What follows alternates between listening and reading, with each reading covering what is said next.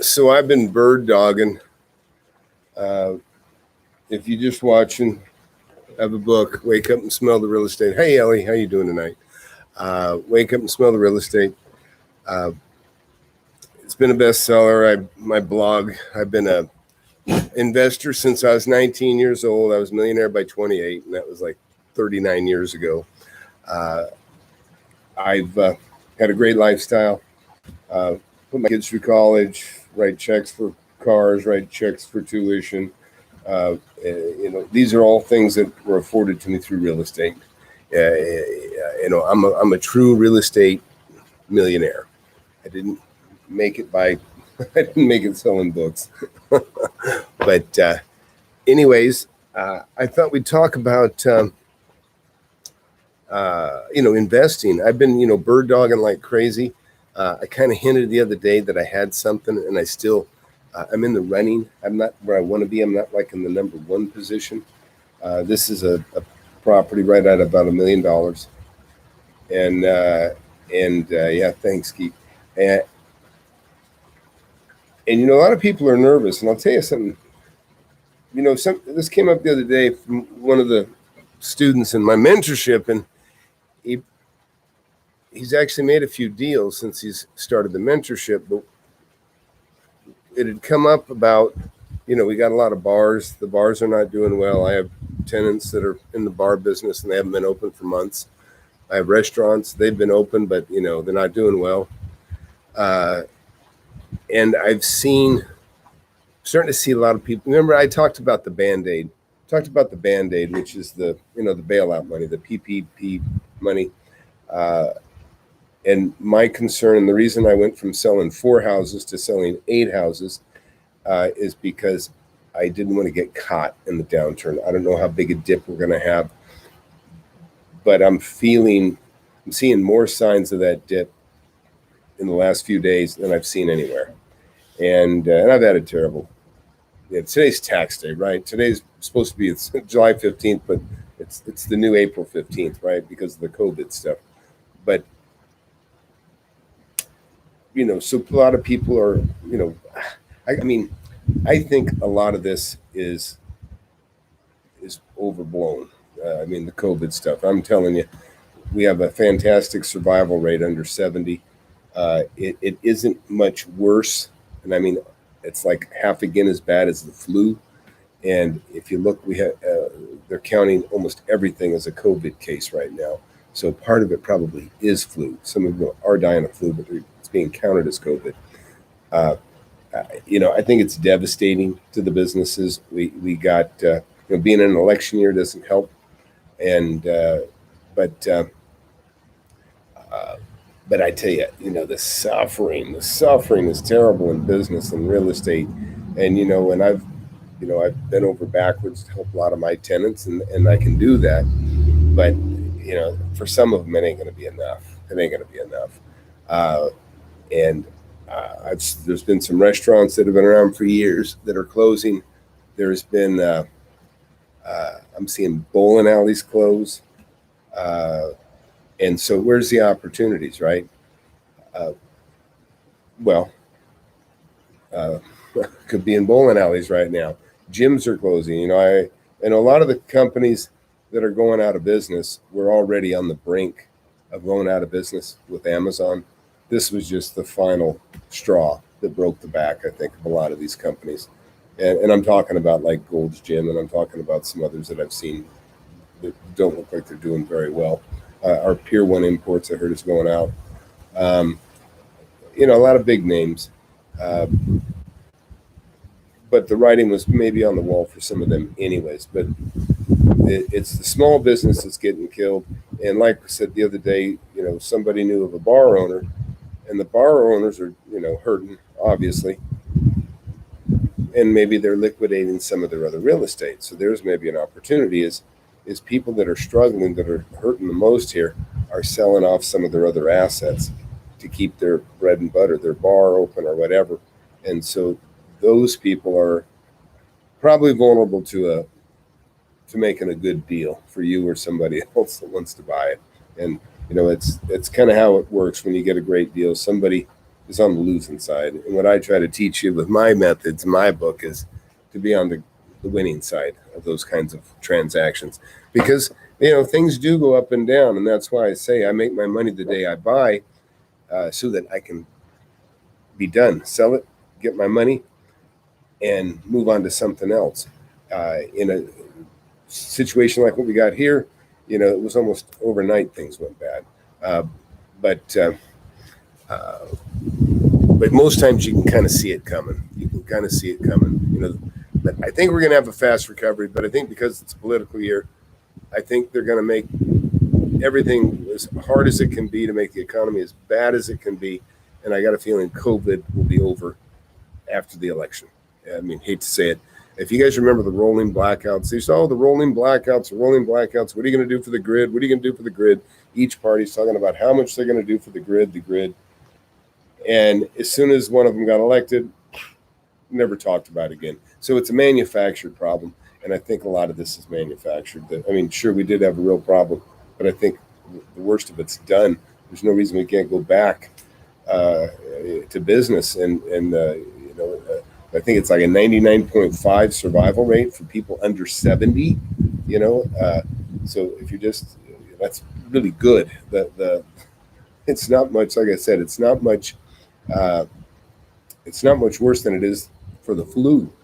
I think it's like 70 deaths per 100,000, I think is the flu. And we're like at about 100 deaths per 100,000.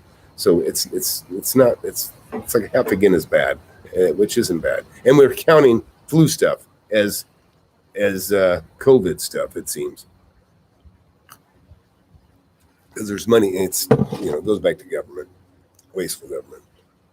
All right, let's see what we got here. I'll take some questions or whatever you guys want to talk about. Please thumbs up video. It helps the channel. I have not been so busy lately because I've been teaching. I've been doing the classes, but I've also sold a bunch of houses. I've sold 4 properties. I've got 2 of them. I'm doing 1031, so I'm bird dogging like crazy. I've had some cool stuff I want to share with you, but I can't because somebody could see this. They might know what I'm doing, and I don't want to screw things up for myself. Yeah, wow, thanks, Chris. 99.86. Yeah, it's as close to, it's almost 100% survival rate. It's crazy. It's bullshit. A lot of it. Okay. All right, elite investor. Tom, as a 17-year-old, what would you recommend to young investors like myself looking to grow a massive empire? I've already bought your book and have read your other books. I only have the one book. But listen, look, if you're 17, I don't know how much money you have. You might already have tens of thousands. I don't know. But the main thing is where you're at is just, you don't even have to work on real estate. Just buy things that are, anything you buy used has the potential of being completely paid for. And anything you can buy that's completely paid for by somebody else, you have the benefit of buying it. You have the ability to get it for 10 cents on the dollar because they don't have a mortgage on it, right?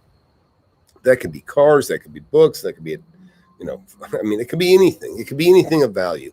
So tools are a good thing. Tools hold their value quite well. So if you can that's why pawn shops are filled with tools, right? They're filled with tools and cameras. So I would tell you, if you don't already have some knowledge about tools and cameras, start getting some knowledge, because people will part with their tools. People will part with their cameras.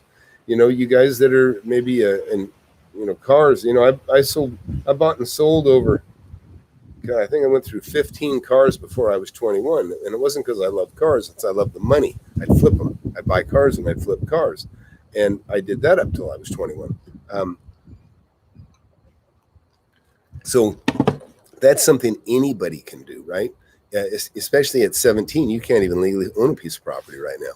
You'd have to hold it. You'd have to have an adult. Okay, pardon the. I'm sure you're an adult because you're thinking like an adult already, which is fantastic. But just find. Here's the other thing, and this is for everybody. It doesn't have to be real estate. Real estate's the best. Okay, real estate's the best. The property that I'm right now that I got 400,000 roughly in the bank from, I mean, I paid 220. I sold it for 561. The other one, I'm only probably making 30,000, but I've only held it for about a year, and I'm sold it under market. The other four that I have, I think that's four now. Those I'm going to make all of those. I'll make 300,000 plus. I probably would have made 350 a piece, or will make 350 a piece if I sell them after the election. But I'm a little bit uneasy. I want cash because I see opportunities, and I have a particular deal I'm working on right now, and I'm pushing the guy that's in front of me. Oh, I did everything to take it away from him, man. I did everything I could, and I'm going to tell you all about it later. And I'm still trying to take it away from him, and hopefully I'm gonna. It'll be a fun story. It'll be a good story either way. But I really don't want to tell you about a story about one that got away. I want to tell you about the one that I took. Like if you ever go fishing, a shark will come up, and they'll eat your fish that you have on the hook. Okay, and that's what I want to be. I want to be the shark that just comes and takes it away. And but right now somebody else has got it on the line, and so I'm trying to cut his line, and that's where I'm at. All right, so I hope that answered. Lee, did that answer your question? Please let me know. All right, Mitchell Durgarty, what do you think will be the catalyst that will crash the residential housing? I'm not saying there's going to be a crash. You have to overbuild to have a crash, and we really weren't overbuilt. We didn't have a financial crisis. We didn't have a bubble that burst. What we had is COVID. Okay, we had COVID. We had a pandemic. Something first time I've been in. I'm sure for everybody has experienced anything like this. Unless you're really old. You might have dealt with polio, which people were terrified of way back when.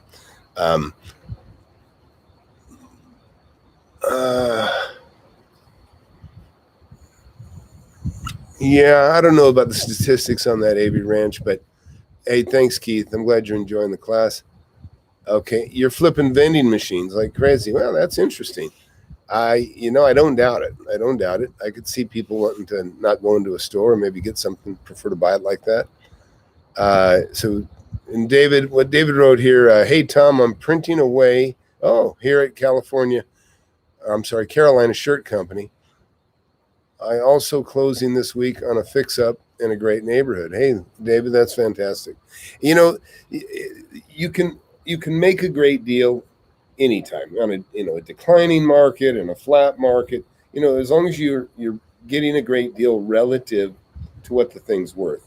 And that's what I teach in my book is you got to know value. You got to know value, and you will know value. It's the simplest thing. It really is simple, but it is work. It's not like you got to just download whatever, 30 years experience or, it doesn't work that way, but I can tell you what you need to do. And then you're going to have your own experiences to draw from.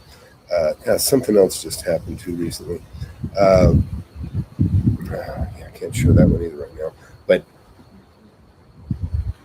there's, the main thing is you got to be active. You got to be out there digging and doing and making things happen. And looking, you got to be looking and asking questions and getting answers and remembering, gee, what's the value of this? What's the value of that?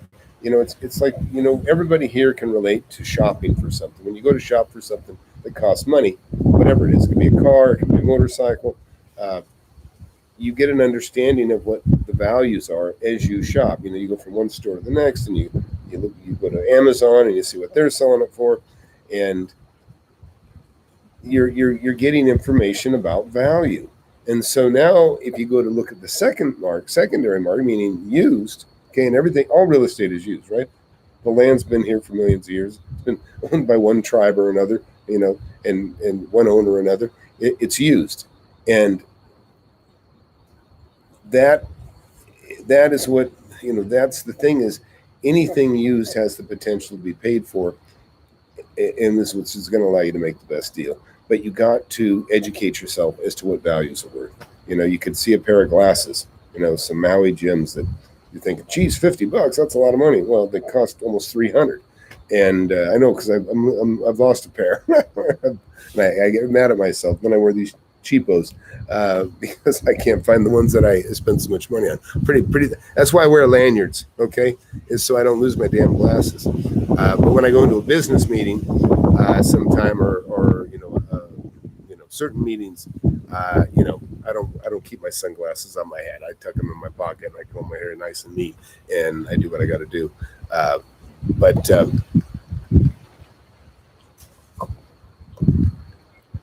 there's your opportunity. When I know what I was getting at is, if you don't have a lot of room, that's okay. One of the businesses I created, I'm making movie making equipment, and I had controls for cameras. And what was great about those things, they were about as big as my fist, and I still own this company, about as big as my fist, and they're worth $400.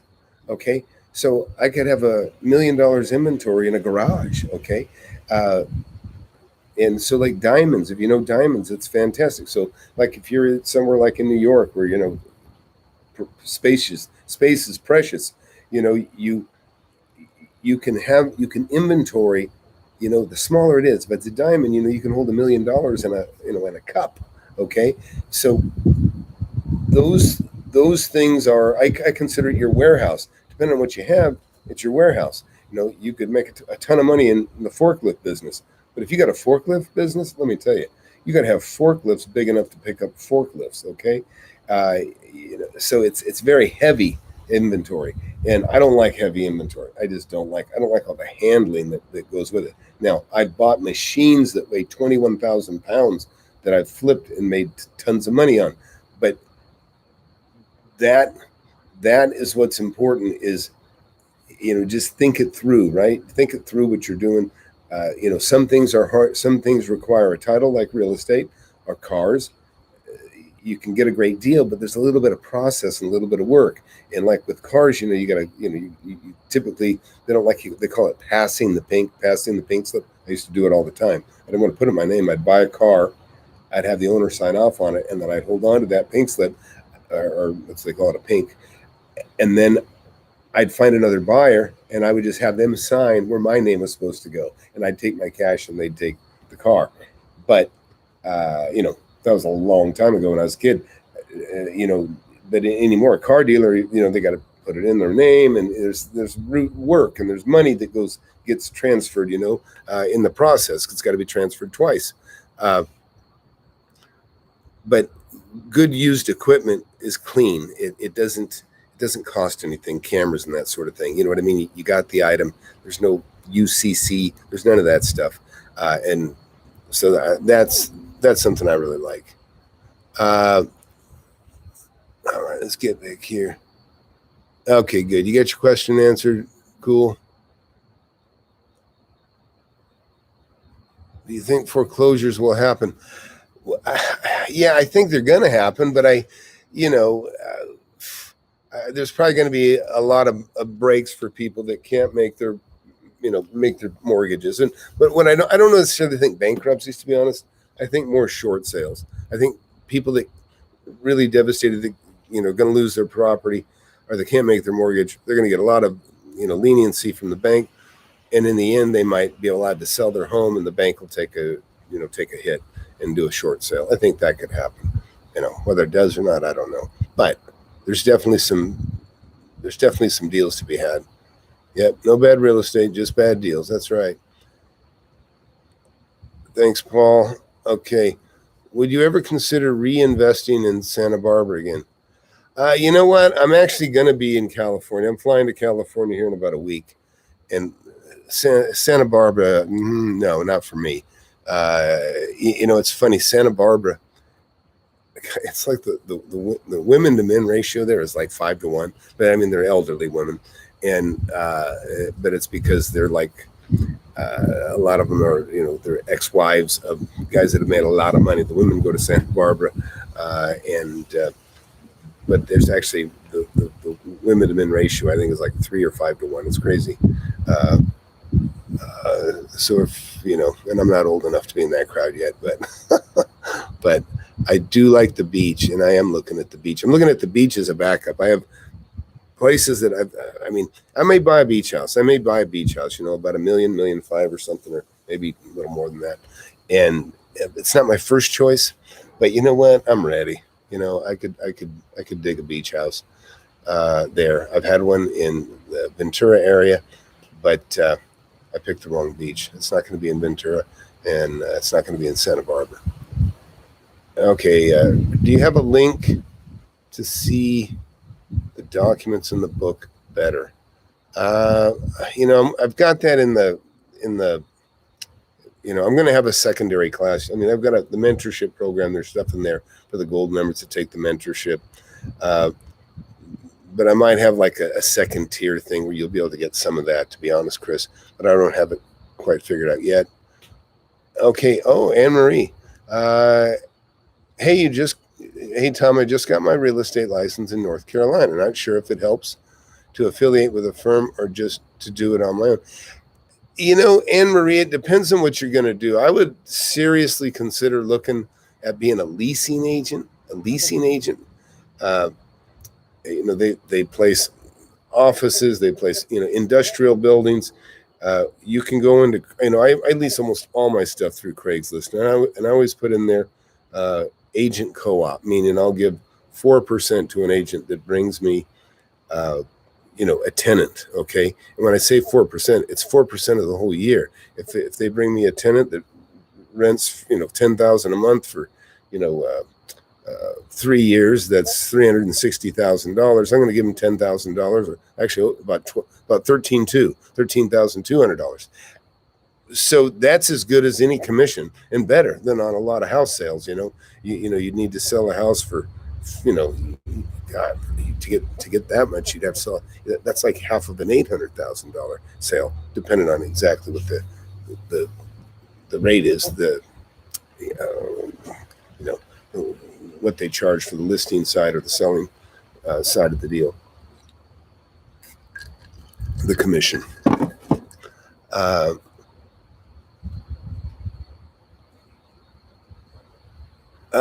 Yeah. So yes and no. Okay. But yeah, Anne-Marie, listen,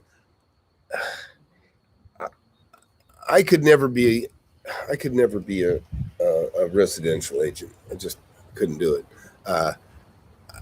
There's too much emotion in there, and it's just, and I know guys that are really successful right now, young guys that are knocking down maybe, a couple $100,000 a year as real estate agents. And, and really, I mean, look at meet Kevin and Graham Stephan.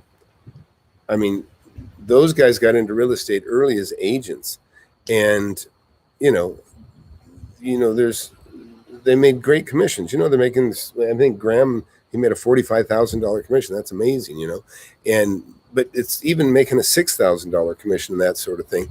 I think it's great if you can get a piece of everybody's action, or a piece of somebody. That's why I always say, get in the middle between somebody has and somebody wants. You make money. I mean, as an investor, you make the most. But as an agent, it's not a bad place to be because you get a piece of it. And as a listing, if you're pushing office placement, what you can do is you can find people that need office space, just like people are looking for a place to buy a home. People are looking for a place to rent, and you can actually kind of bird dog basically, and you comb the ads. You'll find guys like me that we lease our own property. You'll find that we're in there, and then you can bring somebody to me, and you get a piece of the action. But it can be very lucrative. Don't just think in terms of houses, okay? But I can tell you, if you're going to sell houses, Anne-Marie, consider this. If you're in an area, and this is something to know, if you're in an area that's growing, that people are moving into your area, what you probably should do is get an ad in like Zillow, okay? Because people use Zillow as a reference to states that they're going to move to. And your name pops up for that zip code that they're looking at. They may rely on you to find them a home. And those are the guys that they are totally dependent on a real estate agent to find them a home, and then you get a couple leads and you help them get something tied up, and then maybe they fly out to take a quick look, or maybe they just do it and buy it purely by pictures. I don't know. I can't relate to being somebody that's I've been self-employed my whole life, except for like a year and a half I worked for somebody. But since I was 19, I've been self-employed. But other people, they got to move. They got to move. The company says, "Hey, here's a budget." They'll even pay, give them some money to help pay for part of the house. And then those guys, they're moving. They're moving, and sometimes they get such a good break from the from the company they work for that they can't be picky. They just got to go because they got a job attached to it. And so you can help them, find a property. But being a real estate agent, I think, is a great place to start, just to make some money. And if you hang around and you sell, if you sell to investors like me, you'll learn a lot if you can get near guys like me, and you'll see what they're doing, and you'll get a sense of where the money is.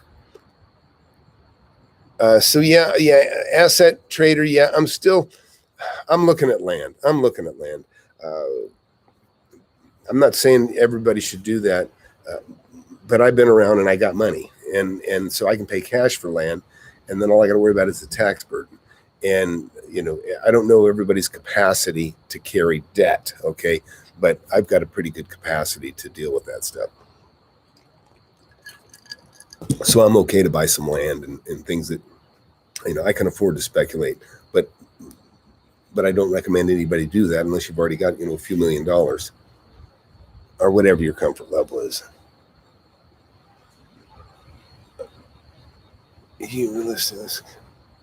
Says, okay, Paul wrote, "You real estate license can help you save the foreclosure cost of commission." Yeah, I don't believe that, Paul. I can tell you, I got an agent. I mean, I was an agent for about 6 months, and I sold one house. Okay, and I was already an investor, and I was just a waste of time for me.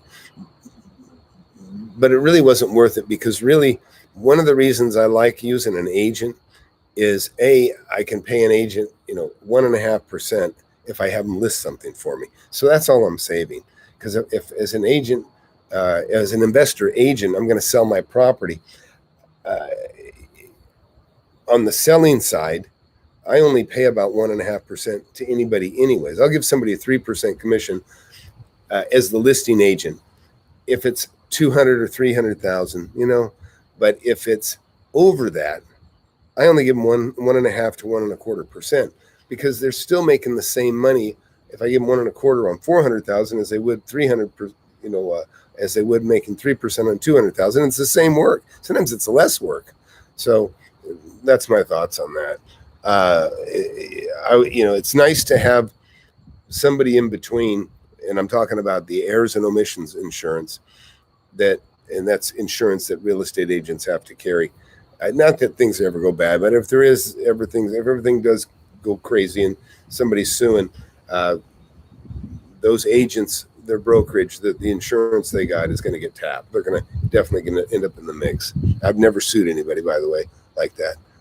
So I'm not saying I'm like that. I've sued a few people that needed suing, but for the most part, I don't sue people.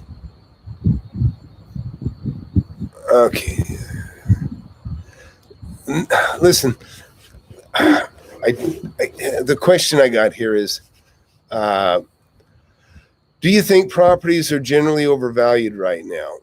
No, it's too broad. It's just too broad a question. I think that commercial properties are way over, in general, are overvalued because they're getting killed right now. We have guys like me that own a lot of property. We're cutting deals, and we're keeping people in, and we're when you see a lot of companies that are going out of business, that's a vacancy. That's a vacancy coming on the market. To me, that's a red flag saying, Tom, get your vacancies filled immediately before this one comes empty, because they're going to rent it cheap. Okay, they're trying to get this person out that's bankrupt. There's a bankruptcy one time. Big frozen food place had a bankruptcy. Well, they were in a friend of mine's building, and he didn't have the bankruptcy clause in his leasing thing, so he was stuck. He had to sit there and not get paid for such a long time that it broke him, and it ended up bankrupting him. So that was a long time ago too. My market cap rule is, it's a tough question. If I really love a property, like let me put it this way. I've got a school. I bought a school property. I paid $1 million for, or no, $1.2 million, I don't know. But the bottom line is, it had 3 acres of land and a 13,000 square foot building. Now, you could say I paid roughly $90 a foot for the building, but really, what I bought is an awesome piece of land that I can build, 30 to 50,000 square feet of office or other, some sort of commercial facility, or I could even put condos in it. But so the cap rate depends on what I'm getting. I could buy something that has a 4 cap, but it's because it's attached to so much land I'm going to be able to develop later. You know what I mean? That I'm buying more than just that particular item. But if I was buying like a house or something like that, I mean, houses, I don't buy those for rental money. I look at a house as an opportunity to flip. I buy it under market and I flip it. And that's what I do. Well, I've held a few for my kids, thinking that they would live in them, but I'm kind of done with that because you just can't predict the future where your kids are going to be. My boys, like me, they like cooler weather. I like California. They like Colorado. My daughters are always inside in air conditioning. They can live anywhere, so because they're not going to be outside. I'll say that the properties in Hawaii kind of tend to follow California as they go up and down. Okay. Tom, in your opinion, what's the best way to keep getting approved for mortgages in order to keep acquiring properties? That's a good question. Well, number one is always try to plan on owner occupying it, right? You want to tell them that you're going to occupy the property, whether it's a commercial building, an office building, or a house. You're going to get a better interest rate if your intention when you buy it is to be the owner occupant. Okay, so you're the owner occupant, you buy it. Now, maybe you moved into it. Most people do. I bought plenty of owner occupied stuff, but before I moved into it, I realized, hey, you know what? I found something I like even better. And then I buy something else and I intend to move into it. And then, and the banks never objected. I've heard some people say the banks don't love it, but the bottom line is it just goes to your intent. And I always intend to live or occupy whatever I buy because it gets me a better interest rate for one thing. But that's how I do it. That's how it works. But if you own or occupy it and you make your mortgage on time, or even if you don't occupy it but you intended to, the bank is simply going to look at, you've been paying it. I mean, again, unless you already got a lot of money, just turn it. Take your cash, and then you buy something bigger and better, and then pretty soon you'll have more cash on hand than you need, and then you can buy one of those things that you like that cash flows, and you can hang on to it. But you got to have the seed capital. You got to have the cash for rotating, making deals. I tell everybody you got to buy 2. You maybe one to live in, but you got to always got to have one to flip. That's your money maker. If you just buy one and you live in it, then you're screwed. And I'll tell you why. The value goes up in your home, great, but so is everything around you. And now when you sell this, you got enough to buy something else like it. You follow me? You got to have 2. You got to buy 2. If you want to live in one, that's fine. The other one is the one that you can turn and keep like a snowball, just bigging it up bigger and bigger, and something that you can use, but sell it before it melts. Okay. Let's see. Yeah. So Arnold, did I answer your? If you when you own or occupy it, the bank's gonna love you. They're gonna be much more happier with you. They're gonna be more inclined to give you the loan. They know you're gonna take care of the property because you're gonna live in it or you're gonna occupy it in some way. So Arnold, I think I answered your question. Felix, Tom, did you use an attorney to draft your rental agreements, or did you just download Texas rental agreements? Well, I got more. When I was in Texas, I used some Texas rental agreements. But I've written plenty of my own. I've just gotten on a typewriter or a printer and just wrote up, here's the agreement, simple. And so I don't worry about it too much. You could use anything you print off. In fact, technically, when you use one of those, like a Texas Apartment Association, I used to own apartments in Texas. I don't now. That's one. They have these Trek forums. I think it's Texas real estate something. California had the same thing. Idaho's had the same thing. I've used them all. But the bottom line is you can pull something off the internet. Typically those, when you try to use a Trek one or one that's part of a realtor group or a real estate group, you're supposed to be in the group to use it. It doesn't invalidate your agreement to use it. But there's about probably 5 times more pages than you need, because so much of it is about disclosure and covering their butts and what they say and represent. And you don't necessarily need that if it's just yourself, just you renting to somebody else one directly.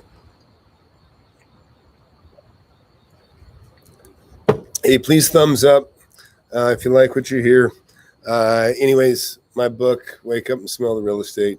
Get it for $10-$20, whether you get it in electronic form or paperback form, and you'll learn a lot. I've been doing it a long time. Let's see. Okay. Yeah, Anne Marie, you can get access to the MLS anyways, but it won't hurt. It won't hurt, But listen, you got a credential. Use it. Let everybody know you're an agent. Let everybody know you're an agent. And then, friends and family can be fantastic. You sell your uncle's house and, you get $12,000 or something like that. And that's like, wow, that's chunk, and if you're connected a little bit and it looked like, I'm not sure what kind of work you do. I saw you could be a nurse for all I know, because you had a mask on. We all look like nurses and doctors right now, don't we? But network and let people know that you're an agent, and you'll get listings. And get that Spiff Me app. Don't forget to get the Spiff Me app too, because you can tell people that if they tell you about a property that somebody wants to list, and then you go down and you close a deal and get a listing. That's the easiest money in the world, is being a listing agent. And that's what I'd urge you to be a listing agent. But at the same time, I know guys that are making a lot of money as a selling agent, something I would never want to do. I just don't have the patience for it. But like I say, people that are, if you have a situation where people are moving into your community, they have to have an agent to rely on. And you can do well as a selling agent. In other words, you're going to find them a home to buy. All right, David Farmer. Tom, what do you think about selling houses with owner financing and the flipping the note? Look, I've done all that. I don't know anybody that's done more owner finance property than me. Get my book if you don't have it. Owner financing is a fantastic opportunity. It allows you to buy property with even having a bad credit record, or no credit. I bought my first property owner finance. I was 19 years old, and the fact is I just didn't have credit. I was too young. I hadn't lived enough, and and that was the big eye opener.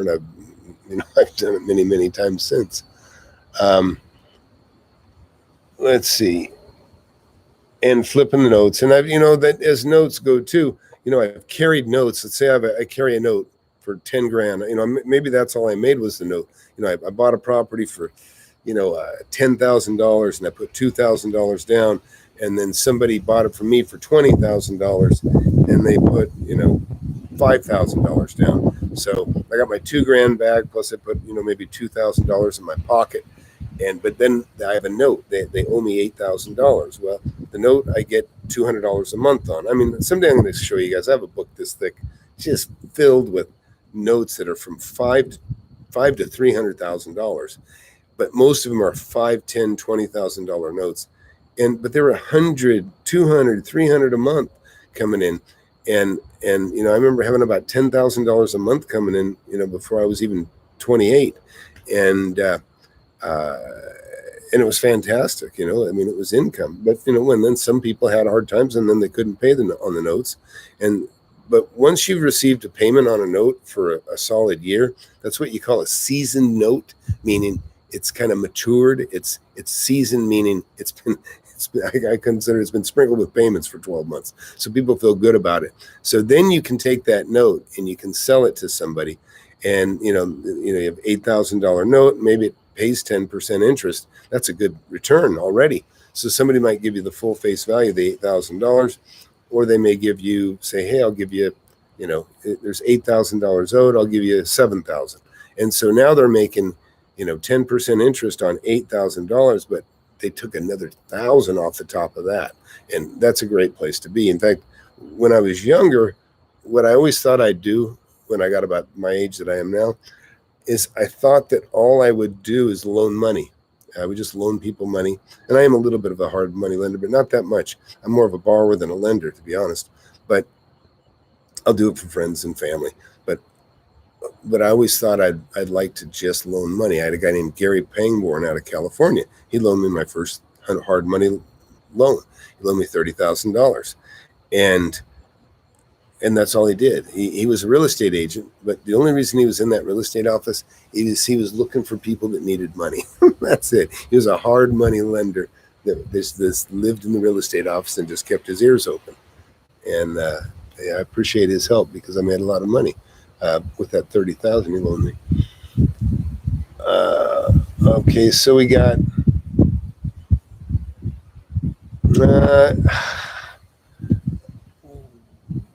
Yeah. Okay. Here's. I don't know if it's Slick. I'm just gonna call you Slick. It's S1 checks, but Slick family. Tom, what do you think about buying cheap houses and renting them out? I don't like. I don't like the clientele of a crack house. Wouldn't be of interest to me. But I've been in Compton. I've looked at property in Compton. When I feel like I got to bring a gun to the door, no thanks. And that's what I felt like when I was there. But maybe that's, if you're comfortable in the hood and, maybe, maybe you're comfortable in the hood, then that's fine. I'm not, and, I can I'll tell you a quick story here, and I'll tell this one again someday. But so I'm in Compton and I'm looking at properties. And it was tax sale, and me and my buddy come in there, and of course, we're white as can be. We turn red instantly, in the sun. Okay, and he was a Dutchman. He was more pale than me, and we're looking, and we just looked at a house, pretty scary house. We actually took a pistol with us to walk through it, and we're like, man, we're thirsty, and we go into Compton, and we noticed, I don't pretend to have blinders. I mean, just about every car going by had black folks in it. Every street, every store along the street had bars on the windows. And I remember I stopped in. I'm not a prejudiced guy at all. I mean, I'm easy. I've got all kinds of folks that work for me of all different persuasions. But I go to the door and I see a lady. I go, oh, good, there's somebody inside. And I knock on the door. She's ignoring me. I see her eyes look over at me, and then she looks back down the ground. And I'm beating on the door looking. I was like, oh, and this is a business. This is like a business. I don't know what they did. I don't know. I mean, they could have cut hair for all I know, but they pretended they weren't going to open the door for me. And I couldn't have looked like a cop because I was so young, but there were the doors, all of the thing, everything was steel, steel shutters, looked like bars over every window, bars over the doors. And they'd locked them behind them when they went in their places of business. And so anyways, we end up, we're done looking, we're about ready to go. And we see a little corner, probably an old gas station. I don't remember it having gas, but it was a little store. And, the steel bars that, they crisscross like this, and then they can expand them to close them, and then they crunch up and open. Well, they were open. We pull up, my friend's new pickup, and we get out, and we're going to walk into the store, and we start walking to the store. Well, before we even get near the store, this little black man comes walking straight at us. And before we can even get in the store, it's like he picked up the pace, like double paced, to walk up and get to us before we got far from our truck. And he says, "You boys must be lost." That's what he said. His name was Mr. Brown. So that's what's so funny is, so Mr. Brown, my friend reminds me of his name, but so Mr. Brown starts talking to us, and they go, "What are you guys doing? You must be lost." And I said, "Well, now we're here, and there's a tax sale. We're looking at property over here." And he goes, "Hey, look," he goes, "Listen," he goes, "my best friends are white."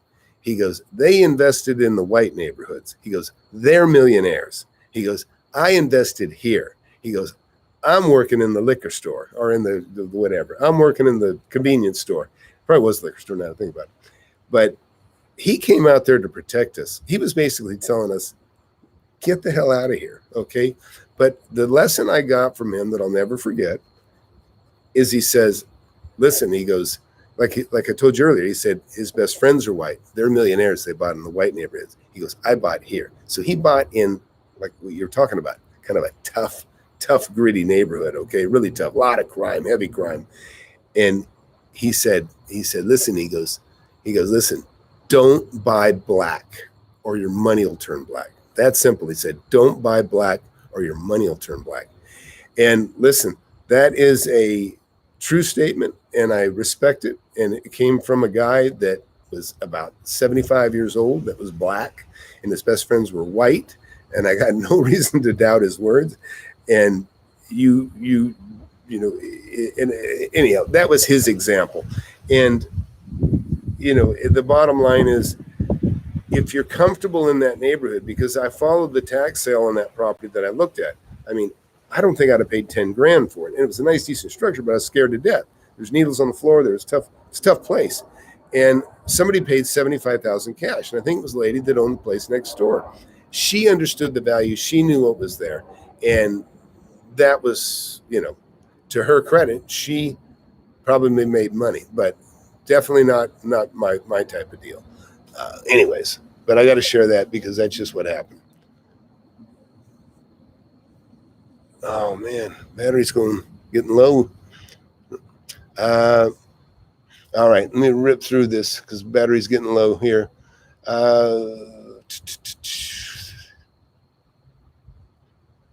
Tom, what were some of your biggest mistakes you made when it comes to investing in commercial real estate? They're not moving quick enough.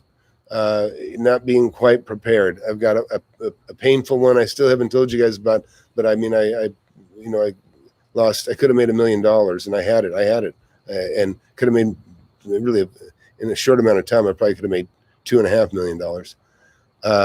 Anne Marie, you work for an airline for 24 years. Well, that's great. You got flight benefits.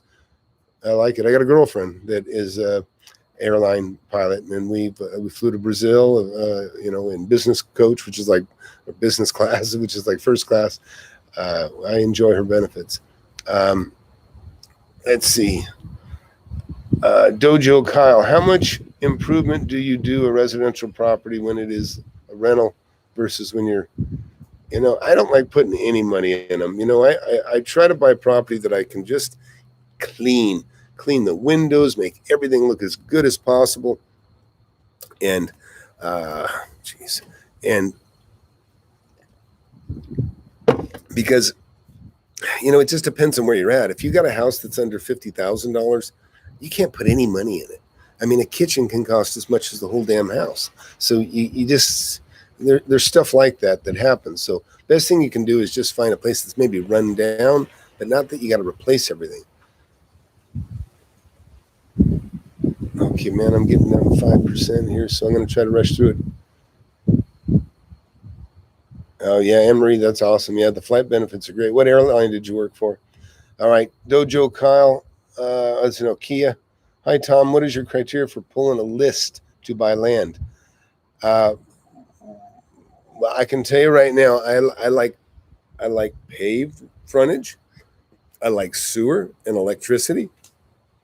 Because if I have a kind of like this bar behind me, if that was a paved road and this is the land, this open space underneath, I'm going to chop that thing up like a pizza so I can sell each of those pieces of land.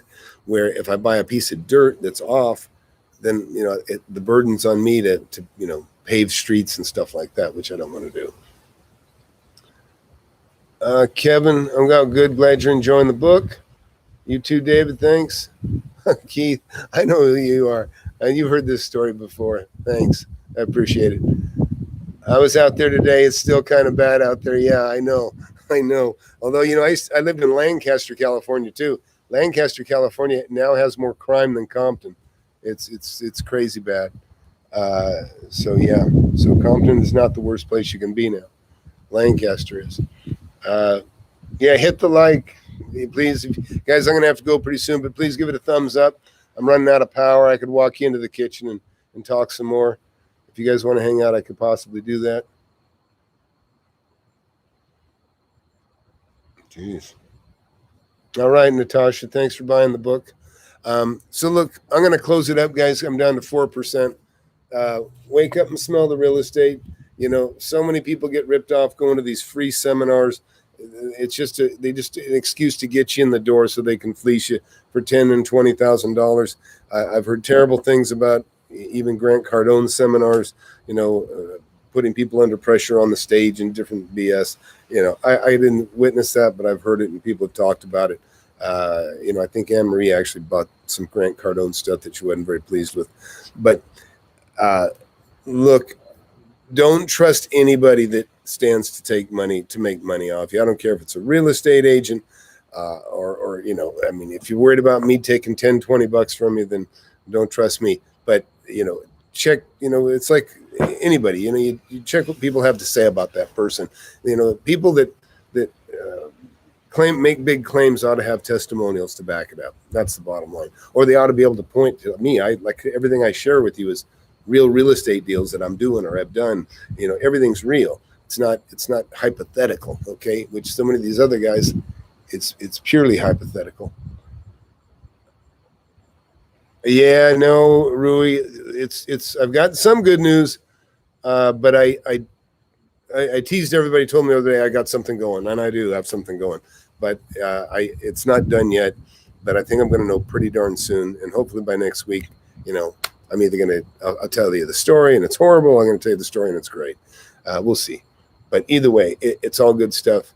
And so, hey, get the book. And those of you that, you know, there's folks here that are in my mentoring class. I'm going to do another mentoring class. And we're just going to keep building that community that we've already got. We've got great people. Keith, Anne Marie, Heckmer, Rui, and others in here that are watching right now. And I'm excited. We got our last of the crash course this Saturday. And so I'm looking for it. We'll do a Zoom meeting, of course, afterwards. And, you know, I'll share more. In the Zoom, I can share more, right? It's not so public. So, hey, have a great evening, everyone. And I appreciate you, you know, putting your time in here watching. Good night.